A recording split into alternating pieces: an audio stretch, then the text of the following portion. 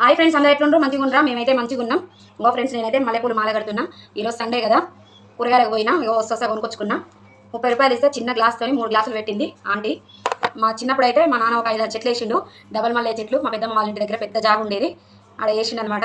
చెట్లు పెరిగి పెద్దగా అయ్యి మంచిగా ఇన్ని పూలు పూసేది. లడ్డు మల్లెపూలు, డబల్ మల్లె అంటాం మేము. ఇన్ని పూలు పూసేది అనమాట అసలు.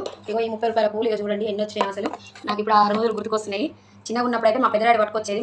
నాకు మా చెల్లెలకు జడలిగిన ఇట్లా పెద్దగా ఉండేది. నా బిడ్డలు పెట్టుకుంటారని 3:30 ఎంత ఎండ కొట్టినా కానీ 3:30 స్టార్ట్ చేసేది తెంపడము. ఇన్ని పూలు వచ్చేదనమాట. అంత ప్రేమ తెచ్చేది. నేను కూడా కష్టపడి మాల కట్టేది. 15-20 మూరల దాకా వెళ్ళేది. చుట్టుపక్కల అందరికి ఇచ్చేది. ఇక మిగతా మేము పెట్టుకునేది. జూన్ జూలై దాకా పూసేదనమాట మా పూలు.